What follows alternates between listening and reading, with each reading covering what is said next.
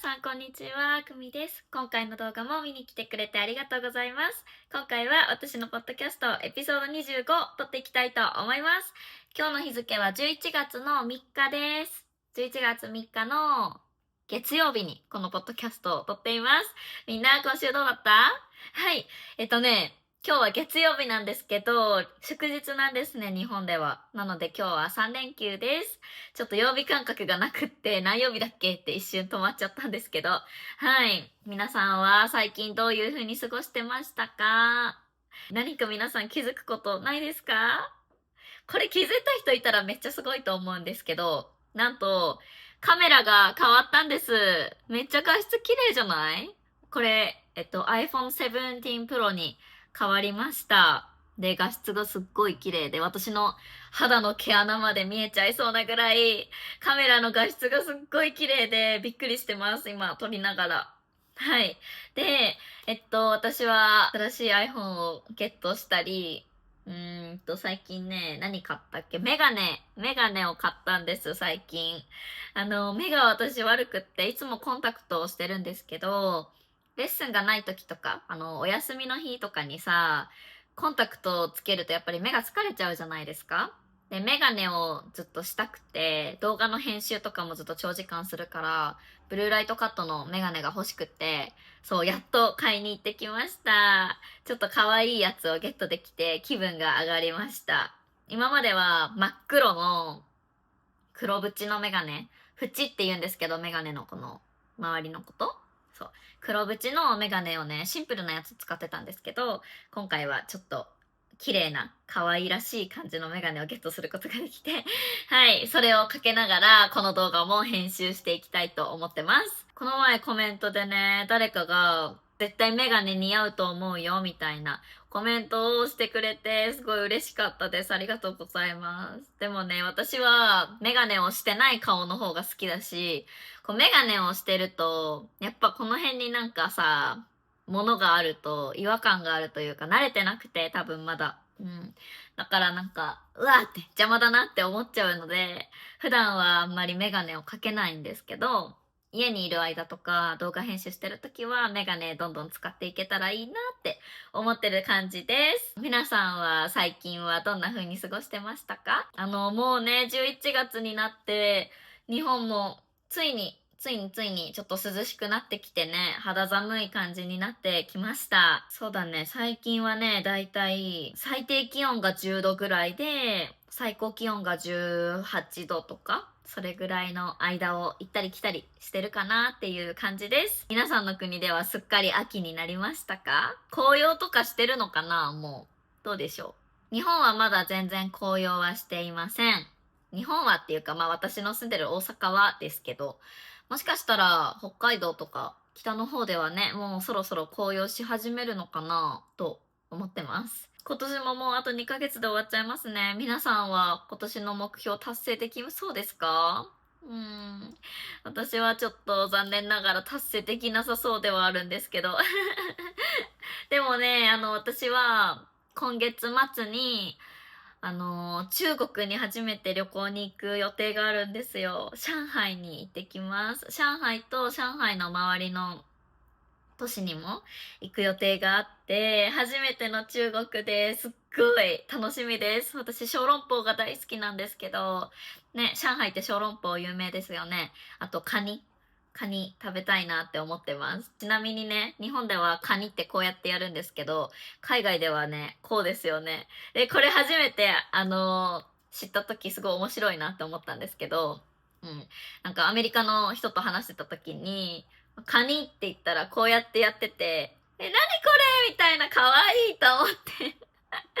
日本ではこうです、完全に。はい。そう、みんなの国ではどうですか？まあ、こんなことは置いといて。はい、私は中国にね、11月の末から旅行に行くので、その間また YouTube 撮れない時期が続くかなとは思うんですけど、できたら中国 Vlog 撮れたらいいなって思ってます。はい。中国 Vlog 楽しそうじゃないですか？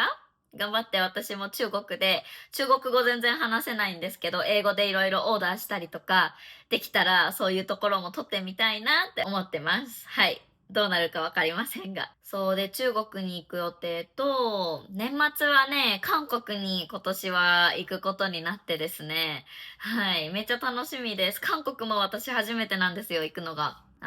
クリスマスあたりから年越しの辺までですね、もう韓国でずっと過ごすことになって、韓国も初めてなので本当に楽しみです。もしよかったら見てくれてる皆さんで、中国に住んでる方、韓国に住んでる方いらっしゃいましたら、ぜひぜひおすすめを教えていただけると本当に助かります。美味しいレストランとか、なんか、綺麗な風景の場所とか、そういうのあったらぜひ教えてほしいです。はい。皆さんはこの冬の予定は何かありますか？旅行に行く予定とかあるんでしょうか？11月の旅行とその12月のね、クリスマスから年末年始にかけての旅行も超楽しみにして今生きてるっていう感じです、私は。あとね、もうちょっとなので、ちょっとラストスパートだと思って、今年も頑張っていきたいなって思ってます。はい。で、今回の動画では、私の、YouTube、チャンネル登録者が3万人を突破したということで、この前ね、インスタグラムの方で質問を募集したんですけど、そちらの質問にたくさん答えていけたらいいなって思ってます。今回も質問を送ってくれた皆さん、本当にありがとうございます。で、今日はね、この私の前の携帯14 Pro、まだ下取りに出す前で残ってるので、これを見ながらちょっと質問に答えていけたらいいなと思ってます。はい、今回の動画もぜひ最後まで楽しんで聞いてください。じゃあ早速ですけど、どんどん答えていきたいと思います。基本的な質問はもう省きますね。基本的な私のなんか、プロフィールみたいな感じの質問は、よかったら前のチャンネル登録者1万人突破した時の動画で答えてるので、そちらも気になった方は見てくれると嬉しいです。じゃあ、じゃじゃん。最初の質問。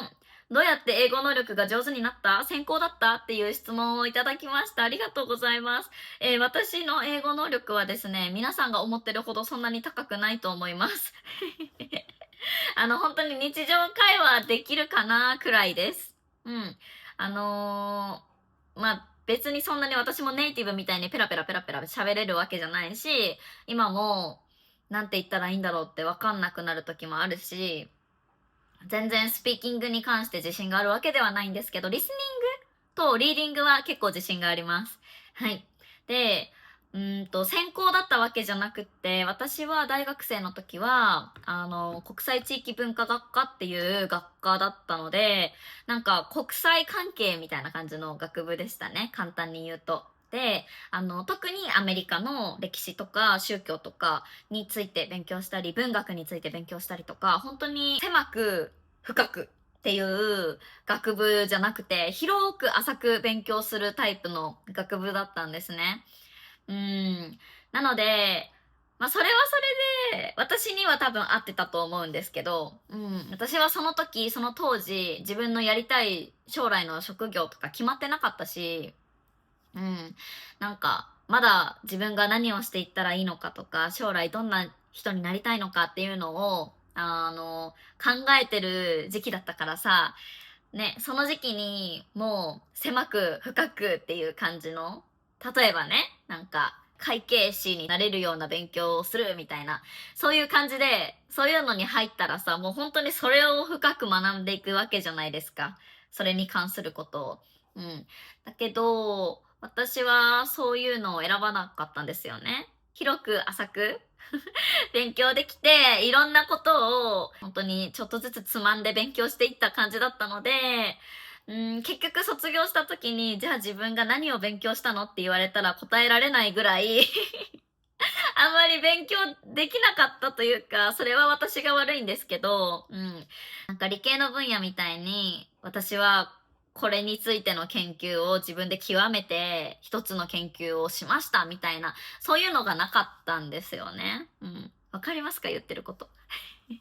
そう。だから、いいような悪いようなっていう感じではあるんですけど、はい。まあでも、すごく楽しかったですね、大学生時代。いろいろ幅広く勉強できて、それが今、結局、私の、やっぱり自分は海外と関係があるような仕事がしたいなとか、異文化交流するのがめっちゃ好きだなとか、そういうのに改めて気づけた時間ではあったので、国際関係について勉強できたのは、本当に良かったなって思ってます。はい。で、英語が専攻だったわけじゃないんです。だから。英語は大学生時代は本当に必修の教科の一つであったんですけど、1年生と2年生の時だけ週に1回英語の授業があったかなっていう感じで、授業自体も別に英語で授業を受けるわけじゃないし、ほんと全部日本語で授業を受けるわけだし、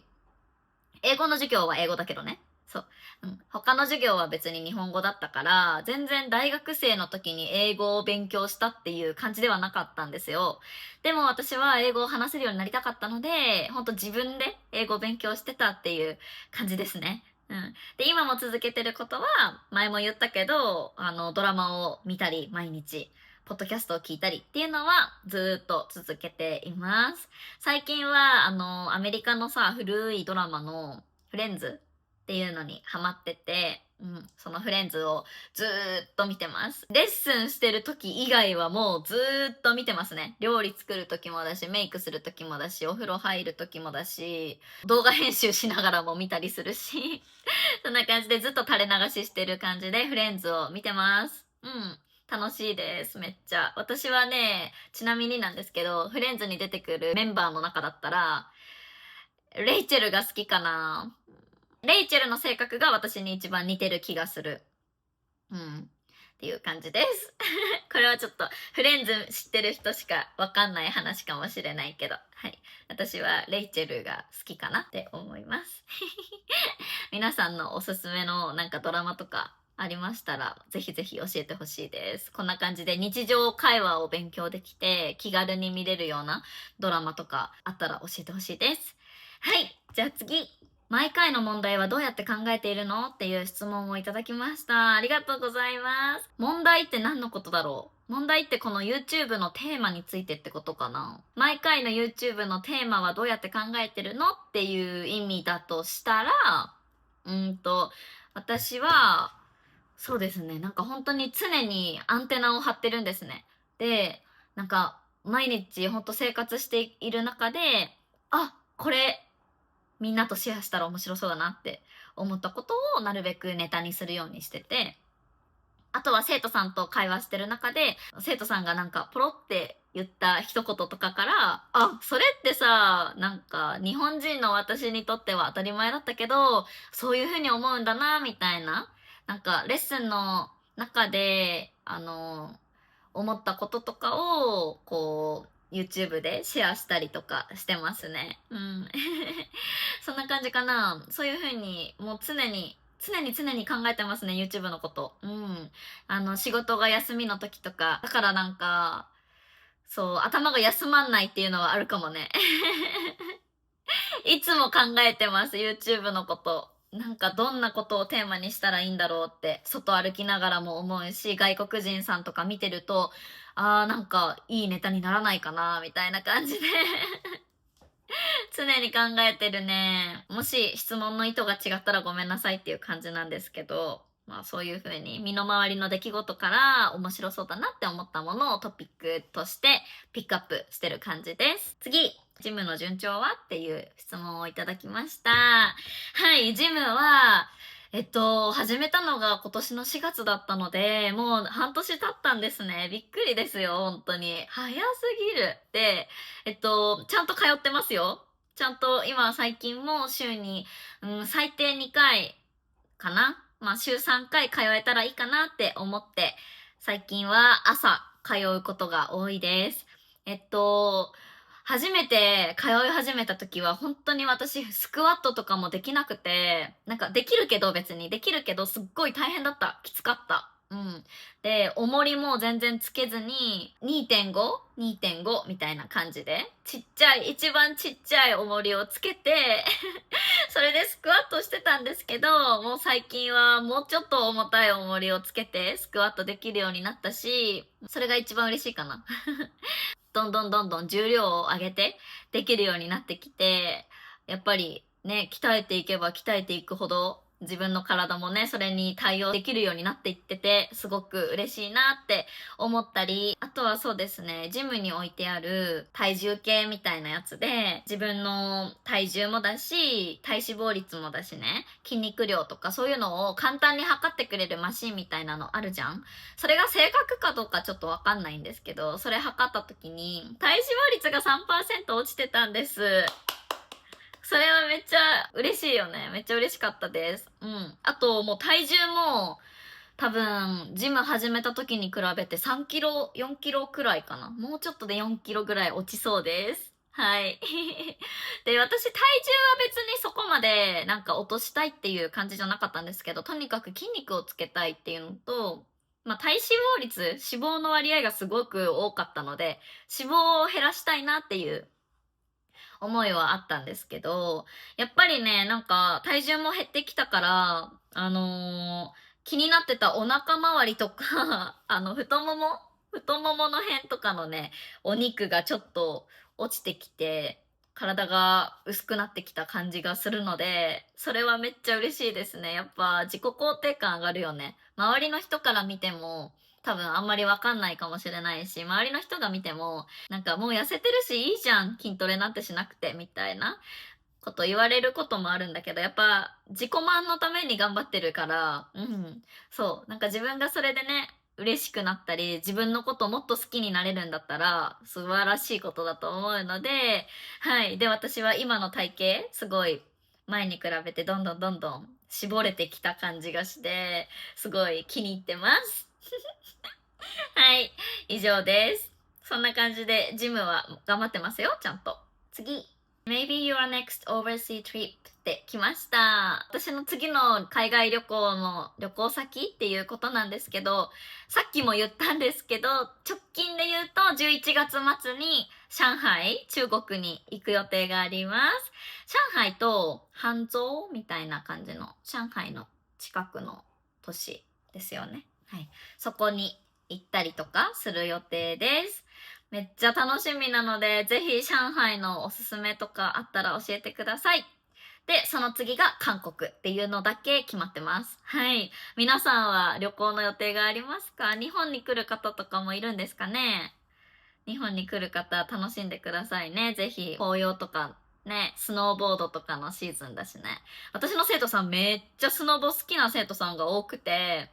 みんななんか、北海道のニセコとか、北海道にスノボしに行くって言ってて、みんなすごいなって思ってるんだけど。だからそう、北海道にスノボしに行く方とかもね、もしかしたら見てくれてる方の中にも多いかもしれないですね。楽しんでください。はい。次。おめでとう、最高ってきました。ありがとう。次。撮った動画すごく好きです。おめでとう。ありがとうございます。本当にこういう一言のコメントが本当に力になります。ありがとうございます。次。質問じゃないけど、久美さんが素晴らしい先生だよ。熱心に応援してるって、これは私の生徒さんからいただきました。ありがとうございます。嬉しいです。涙が出そう。まあ、その生徒さんがもう一個ね、質問を送ってくれたんですけど、アメリカに行った後生活が変わりましたか？どんな影響を受けた？っていう質問をもらいました。アメリカに行った後生活ね、なんか、目に見える生活の変化で言うと、やっぱり、ジムに通うようになったでしょ？自分の体についてすごい考えるきっかけになったというか、そのアメリカの方たちがめっちゃみんなジム行ってるし、食べるもの、タンパク質とかね、そういうのすごく意識してるなっていうのに気づいて、自分もそれに影響されて、ジムまず行き始めたのはアメリカの影響でしょ？あとは、英語のモチベーションが上がったね。英語のモチベーションが上がって、めっちゃもっともっと英語勉強しなきゃって思い始めて、最近はその英語のレッスンも受け始めたんですけど、英語のレッスンを受けたりね、英語に対しての意識も結構変わったかなっていうのがあるでしょ？あとは、目に見える変化ではないんですけど、すごい自分の中で自分の価値観が変わったんじゃないかなって思う部分はたくさんありますね。やっぱり、本当にいろんな人に出会って、いろんな職業で働いてる人とか、なんか私が日本にいたら会えないような業界の人たちとかね、なんかそういうたくさんの人に出会って、世界にはこういう風に働いてる人がいるんだな、みたいな、いろんな人がいるんだなっていうのに気づいてね、それがめっちゃ私にとっていい影響を与えてくれたというか、自分ももっともっと成長できたらいいなって思えるきっかけにもなったし、自分はまだまだできるなって思えるきっかけにもなったし、あとは、そうだね、何があるかな。やっぱり自分のことをすごい考えるようになって、周りの他人がどう思うかとか、他人からの視線とかそういうのをあんまり気にしなくなったかな。前までめっちゃそれを気にしちゃって、私すごい他人がどう考えるんだろうっていうのをね、結構気にしいなので、自分で言うのもあれだけど。だからなんかそれを考えちゃって、ちょっと窮屈に感じる部分とかはあったんですけど、まあでも最近はもうなんか何でもいいやみたいな。周りの人多分そんなの気にしてない気にしてないみたいな。私のことなんて誰も見てないだろうっていう感じで思ってやったりしてますね。ルールを破るのは良くないんですけど、はい。だけど別に、周りに迷惑をかけないんだったら別に自分のしたいようにしたらいいんじゃないかなっていう感じで楽観的になったかもしれないです。さらに。そんな感じかな。他にもあるかもしれないけど、どうだろう。今思いつくのはそんな感じです。アメリカに行ってもういい影響ばっかりです。はい。次。What is your zodiac sign? っていう質問をいただきました。星座は何ですかっていうことですね。日本語でゾディアックサインは星座って言うんですけど、私の星座は魚座です。パイセスです。はい。私の誕生日の時期がね、魚座なんですけど、なんか面白いのがさ、日本では、たくさんね、人の性格とかを、なんかいろいろね、MBTI とか、血液型とか、生まれた順番とかで分類するんだけど、星座ではあんまり分類しないんですよ。星座ってあんまりこういう分類に使われるものじゃないかも。あんま興味ないかもだから。自分の魚座がどんな星座なのかとかも全然いまいち知らないし、魚座と相性のいい星座とかも全然知らないです。っていうことで、今日はちょっと魚座がどんな星座なのかを調べてみんなにシェアしようかなと思います。せっかくなので。魚座は、ロマンチストで夢見がちって言われるらしいんですね。合ってるかもしれない。わかんない。魚座の性格をね、ちょっと調べてみたんですけど、魚座の性格は、まず、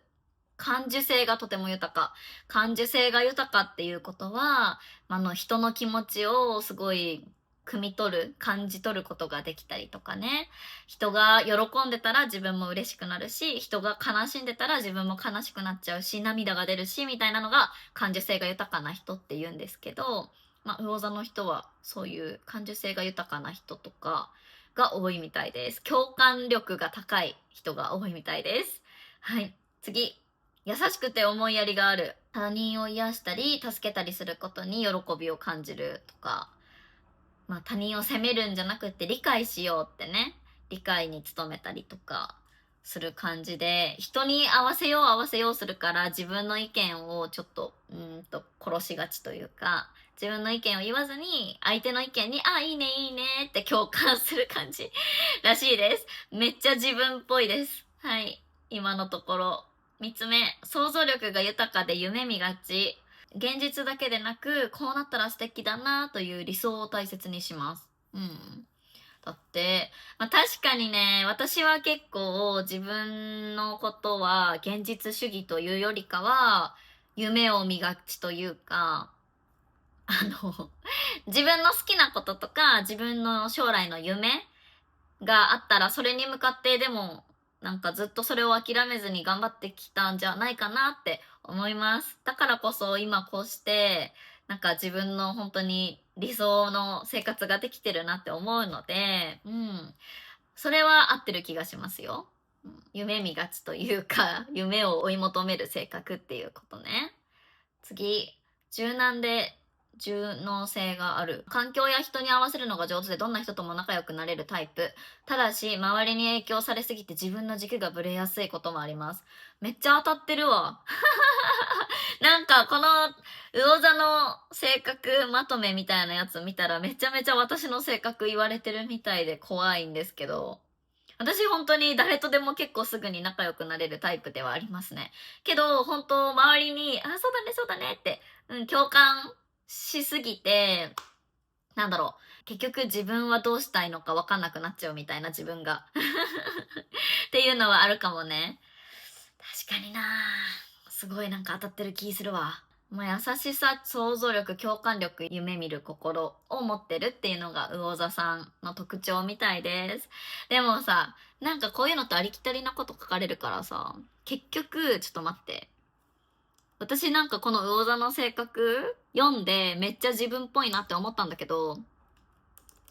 例えばサソリ座とかにしよう。サソリ座の性格は私のお姉ちゃんと私のお母さんサソリ座なんで、ちょっと比較。サソリ座の性格は深く情熱的で一途。ミステリアスで強い意志を持つ星座です。まあでも確かにサソリ座さんの性格を今パッて読んだ感じで言うと、私魚座の性格の方が当たってる気するけど。そうだね。ありきたりなこと書いてるやんって思ったけど、結構当たってるかも。まあでもこのさ、生まれた時期が同じなだけで、性格もさ、同じかって言われると、全くそんなことないじゃないですか。例えばだって魚座の人でも私みたいに MBTI がね、なんか ESFJ の人とかもいれば ISTP とかの人もいるわけじゃないですか。全く違う MBTI の人とか。人によって全然違うじゃん。けど、この星座の性格っていうのは本当に元々の根っこの性格がこういう性格らしくって、人によって全然多分後天的な、なんていうの、育ちながら性格ってどんどん変わっていくじゃん。だから、その後天的な性格は違うんだけど、先天的な、生まれ持った性格みたいなのは、やっぱりみんな、根っこの部分は結構ロマンチスト。で、夢見がちみたいな性格の人が多いみたいです。私と一緒の魚座の方はいますでしょうか？さっきも言ったんですけど、日本では全然その星座で性格を分類するっていうのは全くなくて、よく言われるのは血液型、A 型の人は綺麗好き、O 型の人は大雑把、B 型の人は、ごめんなさい、自己中。AB 型の人はちょっと変わってるみたいなね、感じで言われたりとか、あとはその生まれた順番で言うと、例えば長女とか長男、一番最初に生まれた子供っていうのは、すごくしっかり者で、私は真ん中っ子なんですけど、真ん中っ子っていうのは、上にお姉ちゃんとかお兄ちゃんもいるし、下に弟か妹もいるっていう感じで、ミドルチャイルドのことですね。はい。私真ん中っ子です。真ん中っ子は、甘え上手でもあるし、面倒見もいいみたいな感じでよく言われます。なので結構、コミュニケーションが誰とでも仲良くなれるみたいな感じで真ん中っ子の人は言われますね。で、一番下の子供のこと、末っ子って言うんですけど、末っ子さんはちょっとやっぱり甘えん坊みたいな。甘え上手みたいな感じで言われるし、一人っ子。一人だけの子供のこと一人っ子って言うんですけど、まあ一人っ子の子はちょっとわがままに育つよね、とかね。まあそんな感じでいろいろ言われるんですね。私的にはそっちの方が理にかなってるというか、なんか、だって生まれた順番ってさ、もう、その人それぞれの性格はある程度違うと思うけど、やっぱりもう家庭環境がね、そういう環境の中でずっと毎日育ってきたらさ、嫌でもさ、長男長女に生まれたらしっかりしてくると思うんですよ。お兄ちゃんなんだから、お姉ちゃんなんだからちゃんとしっかりしなさいみたいな。弟たちの面倒見なさいみたいな感じで言われると思うし。やっぱり末っ子の子は、上にお兄ちゃんとかお姉ちゃんとかがいるのを見て、ね、みんなになんか可愛がられて育つから、そりゃ甘え上手になるだろうなって思うし、真ん中っ子はね、いろんなのを見てるから、真ん中で。だからなんかすごい要領よくうまくできるようになるのかなとも思うし、だからこういう、生まれた順番とかで性格を分類するのは結構わかるし、血液型も血液型ってちょっとどうなってるかわかんないけど、根拠があるのかどうかもわかんないけど、なんか A 型の同じ A 型の血が流れてる人って同じような考え方しそうじゃないですかB 型の人とか AB 型、O 型って血が一緒だったら確かになんか性格の傾向とかも似てそうだなとは思うんですけど、だって星座ってそんな同じ時期に生まれたからって一括りにされてもさ、魚座2月19日から3月20日までですよ。そんな結構広いじゃん。2月19から3月20に生まれた人みんなボーンって一括りにされて同じ性格ですよみたいな感じで言われてもさ、まあ同じ性格ですよとは言ってないけど、だいたいこういう星の元みたいな感じだけどさ、日本ではあんまり星座でお話しするっていうのはないですね。でもなんか海外ってやっぱ誕生日めっちゃ大切にする文化があるなって日本に比べて思うので、だからこそなのかな。はい。ちょっと話が脱線しました。じゃあ次。来年卒業しますが将来に対して緊張している。久美さんに憧れてるから何のアドバイスがありますかっていう質問をいただきました。ありがとうございます。来年大学を卒業するってことだよね。将来に対して緊張しますよね。そうだよね。なんか私もすごい思い出しました。自分が大学生の時のこと。特に日本では、日本の大学4年生の時にね、就職活動っていうのをみんなが一斉にスタートするんですよ。で、もうみんながいろいろレジュメを作って、会社に出して、会社と面接をして、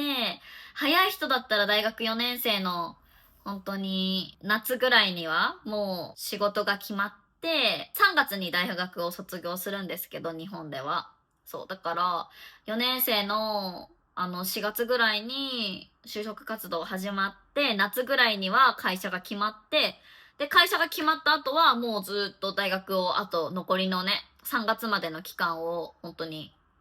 なんか楽しく過ごして、大学4年生の3月に大学を卒業して、次の4月からもう、はい、じゃあ会社で働き始めますっていう感じで、社会人になるっていう感じなので、ほとんどの人がそういうそのレールに乗って道を進んでいくんですけど、だから日本ではほんと余計に周りともすごい比べるし、周りとね、ほんと同じ時期にみんなが一緒に就職活動を始めるから、あの子はもう会社決まったのに私はまだ会社決まってないとか、なんかね、周りと比べちゃって、私は全然面接合格できないのに、あの子は一発でどんどんどんどん合格してるみたいなね、そういうのもあって、ねえ、なんか本当に日本のその就職活動の文化っていうのはちょっとユニークというか、他の国とは違うんじゃないかなと思うんですけど、この方もね、送ってくれた方も、大学生で多分、将来どうしようみたいな不安があるんだと思うんですよ。けど、私は言いたいのは、やっぱり人生は一回きりなので、なんか自分の思うように、自分の楽しいなとか自分のやりたいなって思うことをね、大事にして自分の心に従って将来の道を決めていってほしいなって思います。それが、その時は正解かどうかわかんないかもしれないんですけど、必ずなんか人生なるようになると思うんですよ。これで合ってるのかなとか、うまくいくかなっていう不安はあると思うんですけど、結局自分ができる最善を尽くしていけば、なんかうまいこといくはずだと思うので、そう、なので、なんかそんなに心配になりすぎずに、将来のこととかさ、考えても考えても結局わかんないことなんてあるじゃないですか。だから私はね、あんまり考えないようにしてます。はい、私はすごい悩んで悩んでネガティブになってわかんないことをね、いつまでも考えちゃって落ち込んでっていうのが嫌いなので、あんまり考えないようにしてます。けど、そのなんか、将来のために、じゃあ自分が今何ができるかなって逆算して考えて、何かをすることはめっちゃ大切だと思います。それは必要だと思うんですけど、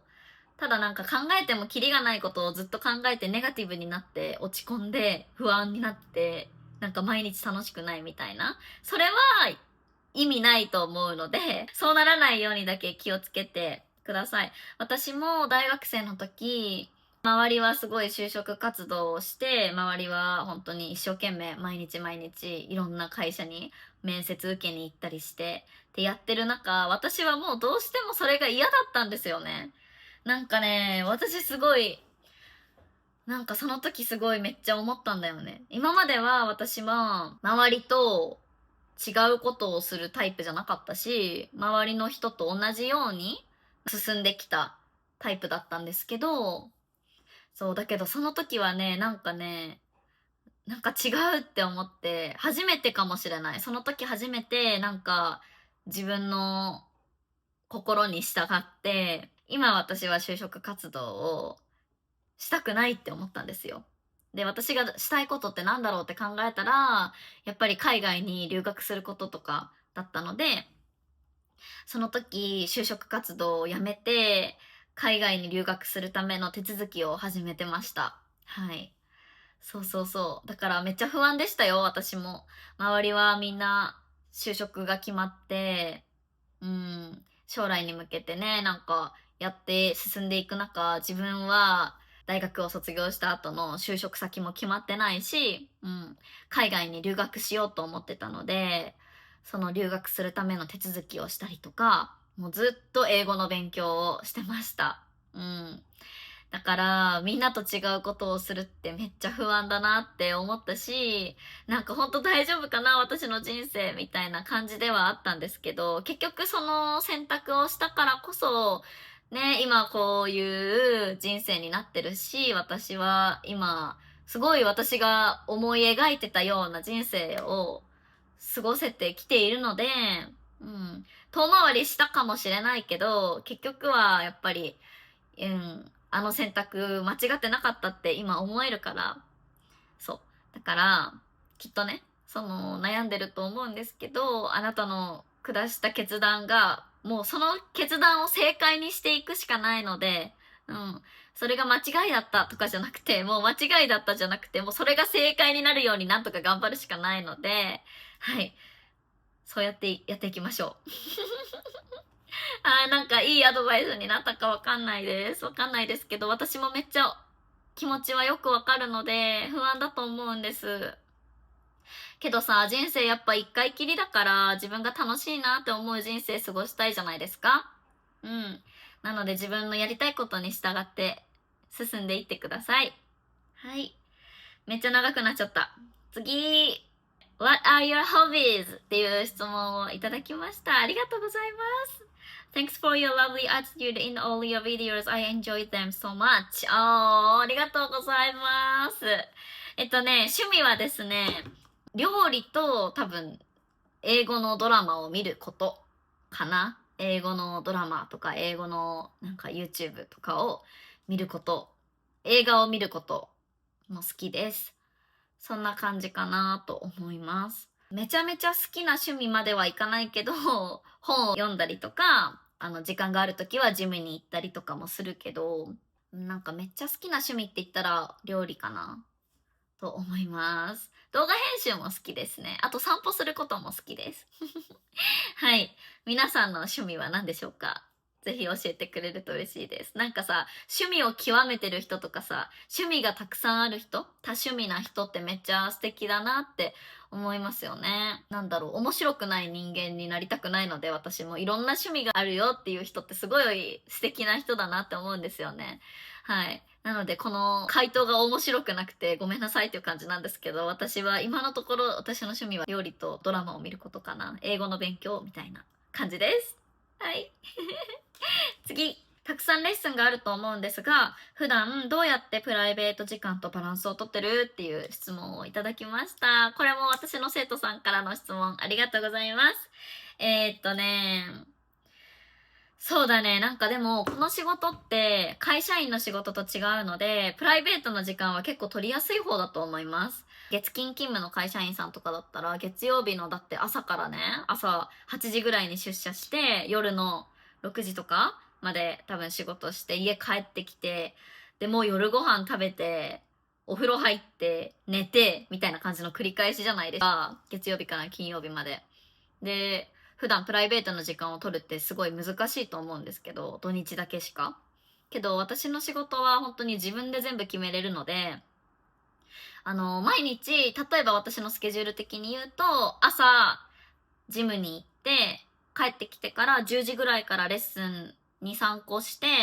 お昼ご飯の時間とかは結構、空きになることが多いので、お昼ご飯作って食べて、で、洗濯とかして、買い物に行って、帰ってきて、またレッスンして、2、3個。で、夜ご飯食べて、っていう感じですね。はい。なので、毎日レッスンもしつつ、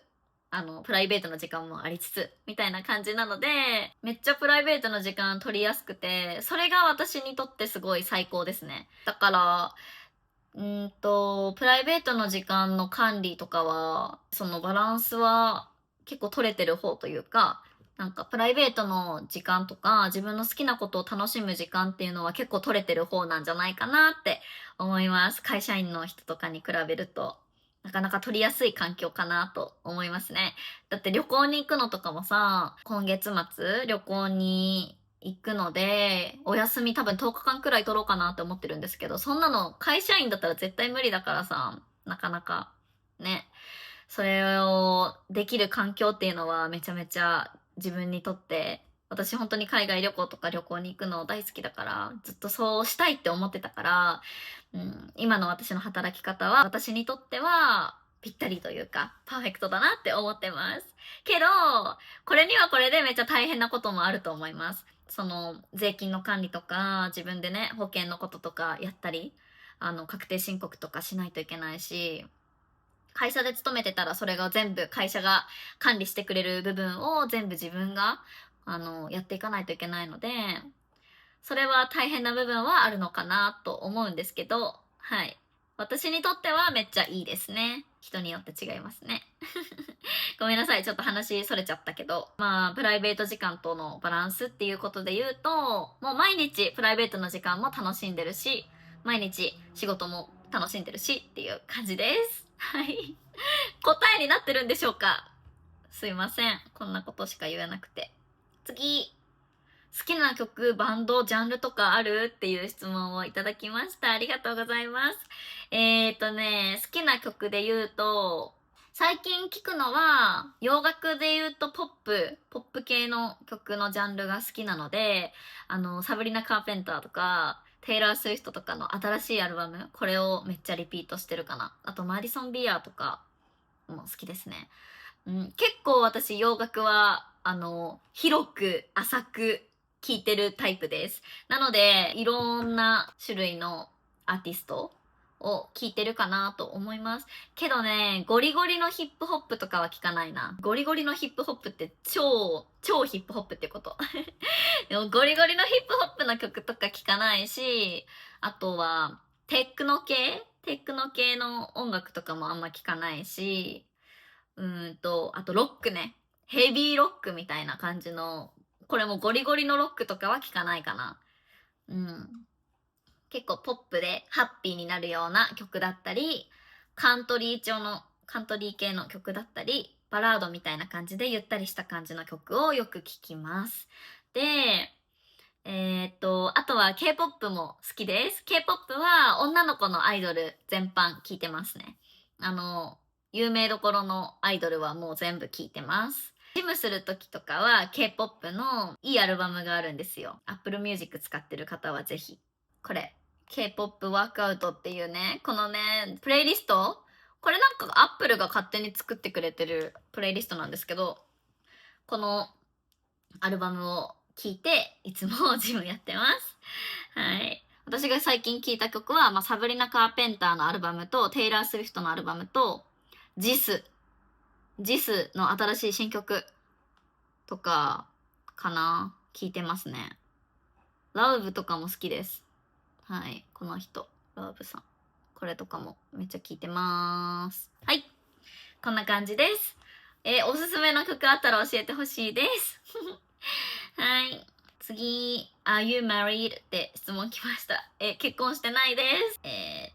じゃん。日本人はノートを使ってメモする習慣はいつからですか？私は子供の頃から頭でメモするタイプだから、日本人から見ると、メモしないのと勘違いされたから。だって、これめっちゃ面白い質問ですよね。私の生徒さんからいただきました。ありがとうございます。日本人ってなんでメモするんだろうね、習慣的にって思ったんだけど、多分、小学校とかからもう小さい頃から、ノートちゃんと取りなさいみたいな、授業のスタイルが先生がこう書いたものをしっかりこうやってノートを取る。で、ノート取ってなかったら、真面目に授業を受けてないって思われちゃうし、ちゃんとノートを取ってますよって、メモしてますよっていうのは、あなたの話をちゃんと私聞いてますよっていうのを表すためでもあると思うんですね。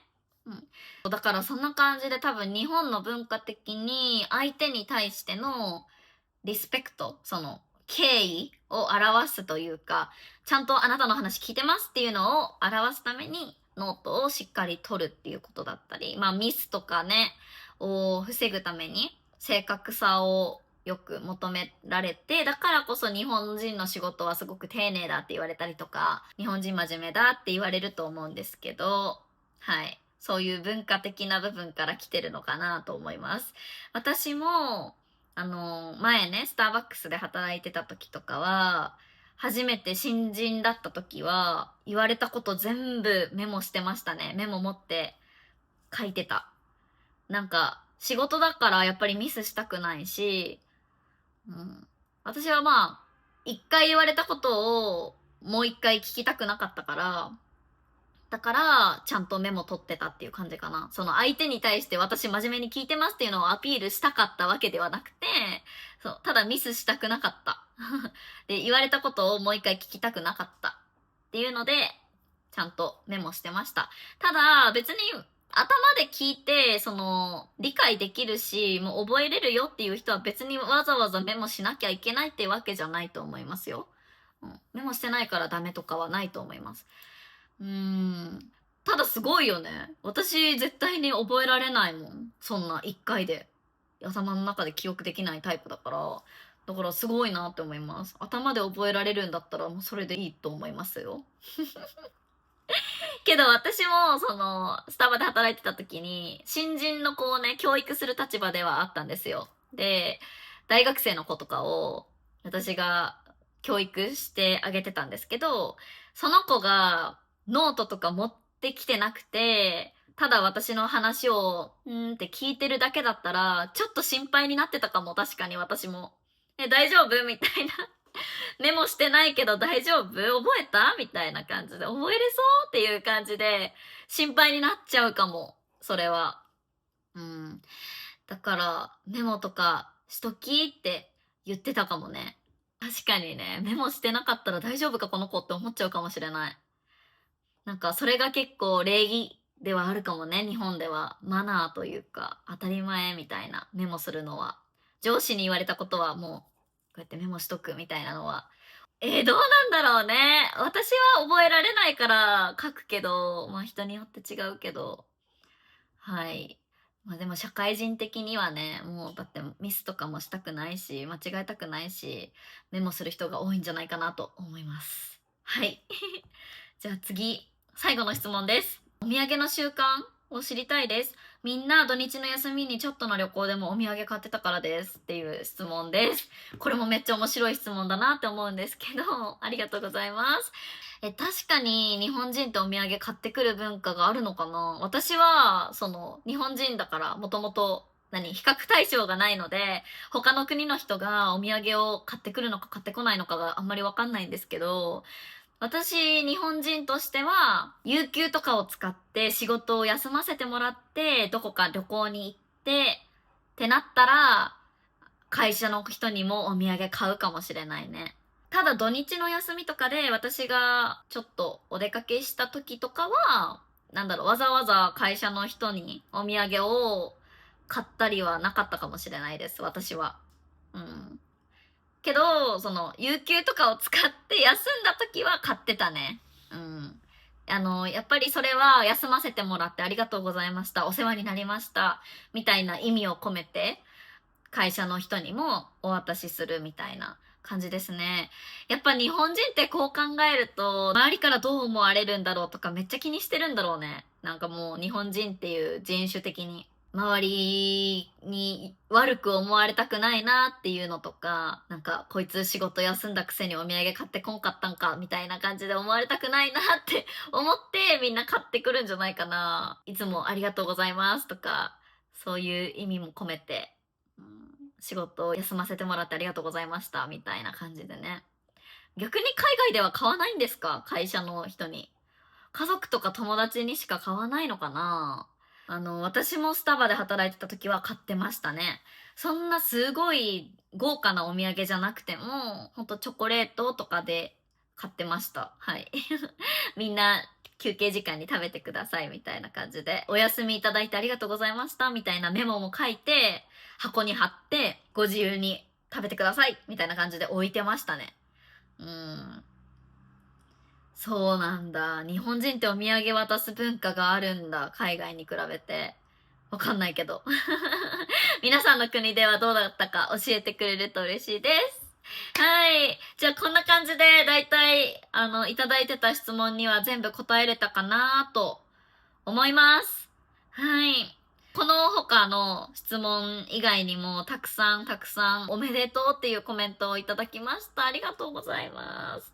本当にみんなからのコメント返せてない時もあるんですけど、一個一個すっごい元気もらってるので、これからもくれると嬉しいです。はい、今回の動画はすごい長くなっちゃいました。今1時間話してますね。編集して何分になるかわかんないんですけど、こんな長い動画を最後まで聞いてくれた皆さん、本当にありがとうございます。